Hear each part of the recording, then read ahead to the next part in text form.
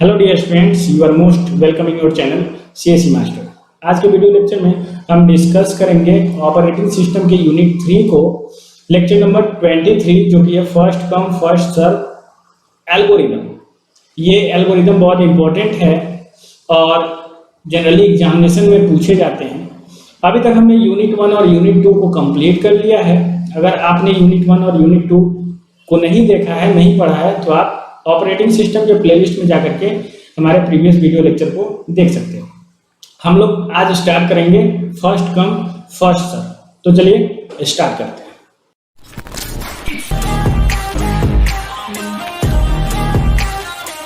तो first come first serve CPU scheduling की बात की जाए तो इसमें जो प्रोसेस होता है उसके अराइवल टाइम को ज़्यादा इंपॉर्टेंस दिया जाता है। नाम इसका जो है फर्स्ट कम फर्स्ट सर्व, पहले जो आएगा उसको पहले सर्विस मिलेगा। मतलब जो पहले अराइव होता है उसको पहले रिसोर्सेस जो पहले अराइव होता है उसको पहले रिसोर्सेस प्रोवाइड की जाती है। ठीक है। FCFS algorithm allocate the CPU to the process requesting the CPU first time then to second requesting process and so. जो FCFS एल्गोरिथम होता है उसमें ऑपरेटिंग सिस्टम सीपीयू वैसे ही प्रोसेस को अलोकेट करता है जो कि फर्स्ट टाइम सीपीयू का डिमांड करता है। उसका जब डिमांड पूरा हो जाता है उसके बाद सेकेंड टाइम जो सीपीयू का रिक्वेस्ट करता है उसको देता है। उसका भी रिक्वेस्ट पूरा हो जाता है, एग्जीक्यूशन हो जाता है, उसके बाद जो थर्ड रिक्वेस्ट होता है जिस प्रोसेस का उसको सीपीयू प्रोवाइड की जाती है। तो इस तरह के शेड्यूलिंग एल्गोरिदम में जो प्रोसेस पहले अराइव होता है उस प्रोसेस को पहले सीपीयू प्रोवाइड की जाती है। ठीक है। Perform scheduling based on arrival time of the process. ठीक है। Arrival time of the process पे ये शेड्यूलिंग एल्गोरिदम वर्क करता है। It use the first in first out Q for this purpose. ये जो है first in first out Q को यूज करता है। First in first out Q का मतलब क्या हुआ, आपने क्यू पढ़ा होगा।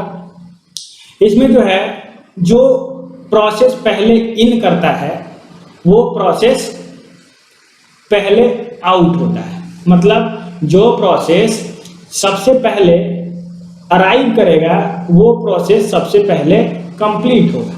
ठीक है। तो यहाँ पे few processes are attached at the rear of the queue whereas process are remove from the head front of the queue. जो प्रोसेस पहले अराइव होते हैं वो रियर या टेल में अटैच किए जाते हैं और उसको हेड से हम लोग रिमूव कर देते हैं। ठीक है। तो first in first out Q को ये फॉलो करता है, पहले आओ और पहले जाओ। Next one is it is implemented as non primitive scheduling algorithm. ये जो है नॉन प्रिमिटिव शेड्यूलिंग एल्गोरिथम को फॉलो करता है। जैसा कि नॉन प्रिमिटिव शेड्यूलिंग एल्गोरिथम में हमने एग्जाम्पल में भी फर्स्ट कम फर्स्ट सर्व को देखा था कि ये नॉन प्रिमिटिव शेड्यूलिंग एल्गोरिथम को फॉलो करता है। तो first come first serve CPU scheduling algorithm जो है इसको हम लोग नॉन प्रिमिटिव के तौर पे मानेंगे। तो नॉन प्रिमिटिव हमने पढ़ा है, उसमें क्या होता है, नॉन प्रिमिटिव में जो भी प्रोसेस सीपीयू में जाता है एग्जीक्यूशन के लिए वो तब तक एग्जीक्यूट करता है जब तक वो पूरी तरह एग्जीक्यूशन को कंप्लीट न कर ले। मतलब कि अगर कोई प्रोसेस सीपीयू में एग्जीक्यूट हो रहा है तो उसको कोई भी इंटरप्ट नहीं कर पाएगा, उसको कोई डिस्टर्ब नहीं कर पाएगा। चाहे कितना भी हाई प्रायोरिटी वाला प्रोसेस आ जाए उसको इंटरप्ट नहीं कर पाएगा। वो रिजिड होता है कि उसका प्रोसेस एग्जीक्यूशन जब कंप्लीट होगा तभी वो वहां से निकलेगा, टर्मिनेट होगा। तो first come first serve non primitive scheduling algorithm को फॉलो करता है। इसका मतलब जो प्रोसेस सीपीयू को एक बार ले लिया वो अपना एग्जीक्यूशन कंप्लीट करने के बाद ही छोड़ेगा। जैसे यहाँ पर हमने 5 प्रोसेस को कंसीडर किया है, P1, P2, P3, P4 and P5। सभी का अराइवल टाइम दिया हुआ है। P1 का अराइवल टाइम 0, मतलब ये सबसे पहले सबसे कम अराइवल टाइम है, मतलब सबसे पहले ये सीपीयू में जाएगा। उसके बाद P2 का अराइवल टाइम 1, इसका मतलब ये P2 इसके बाद P1 के बाद सीपीयू में जाएगा। P3 का अराइवल टाइम 2, तो P2 के बाद P3 जाएगा। P4 का अराइवल टाइम 3, P3 के बाद P4 जाएगा। P5 का अराइवल टाइम 4, P4 के बाद P5 सीपीयू में जाएगा एग्जीक्यूशन के लिए। अब देखो P1 जो है इसका बर्स्ट टाइम 4 है। बर्स्ट टाइम हमने पढ़ा है एग्जीक्यूशन टाइम। सीपीयू में कोई प्रोसेस कितना टाइम लगाता है उसको बर्स्ट टाइम कहते हैं। तो P1 को सपोज करो 4 मिली सेकेंड के लिए सीपीयू चाहिए P1 प्रोसेस को। तो यहाँ पर T इज इक्वल टू 0 पर P1 प्रोसेस सीपीयू के अंदर इंटर करेगा और ये 4 सेकेंड पर तक ये एग्जीक्यूट करेगा। जैसे ही 4 सेकेंड ये एग्जीक्यूशन कंप्लीट कर लेता है तो उसके बाद P2 प्रोसेस जाएगा। P2 प्रोसेस 1 मिली सेकेंड तक एग्जीक्यूट करेगा +1 मतलब 5 मिली सेकेंड पे ये टर्मिनेट कर जाएगा। उसके बाद थर्ड प्रोसेस जाएगा P3 और P3 जो है 2 सेकेंड का टाइम लेता है। यहाँ पर आपको नहीं दिख रहा होगा कैमरा आने के कारण, इसको मैं साइड में लिखता हूँ। P1 प्रोसेस ये टाइम है और इधर हम लोग प्रोसेस को समझेंगे, ठीक है। This is time. तो टाइम इज इक्वल टू 0 पे P1 प्रोसेस सीपीयू के अंदर इंटर कर गया, ठीक है। अब ये 4 सेकेंड तक सीपीयू में रहेगा, मतलब 4 सेकेंड पर जो P1 है वो टर्मिनेट कर जाएगा। उसके बाद P2 इंटर करेगा। P2 3 सेकेंड के लिए सीपीयू में एग्जीक्यूट करेगा। तो P2 जब 3 सेकेंड के लिए करेगा मतलब कि ये 7वें सेकेंड पर टर्मिनेट कर जाएगा। उसके बाद P3 इंटर करेगा, P3 आएगा और P3 का बर्स्ट टाइम 1 है तो P3 8 सेकेंड पर एग्जीक्यूट टर्मिनेट कर जाएगा। उसके बाद P4 2 सेकेंड के लिए एग्जीक्यूट होगा क्योंकि इसका बर्स्ट टाइम 2 है तो P4 10वें सेकेंड पे टर्मिनेट कर जाएगा। उसके बाद P5 आता है, ये 5 सेकेंड का सीपीयू लेता है तो P5 का टर्मिनेशन 15 सेकेंड पर होगा। तो इस तरह से प्रोसेसेस सीपीयू में एग्जीक्यूट होंगे, ओके। तो ये था FCFS के कुछ characteristic, first come first serve. अब हम लोग इसके कुछ एडवांटेजेस को समझेंगे कि फर्स्ट कम फर्स्ट सर्व के कुछ एडवांटेजेस भी हैं क्या। तो इसके एडवांटेजेस भी हैं और डिसएडवांटेजेस भी हैं। एडवांटेज ये है कि ये सभी शेड्यूलिंग एल्गोरिदम में सबसे आसान है, सबसे इजी है, सही बात है। इसको आसानी से समझा जा सकता है, इसको आसानी से इम्प्लीमेंट किया जा सकता है। It perform better with process having longer burst time. अगर हमारे प्रोसेस के पास बर्स्ट टाइम ज़्यादा है तो वैसे प्रोसेस के लिए ज़्यादा बेहतर काम कर सकता है। Free from starvation. स्टारवेशन का मतलब समझते हैं, every process that want to access the CPU will be allocated CPU after all the process arriving before it have got their turn on the CPU.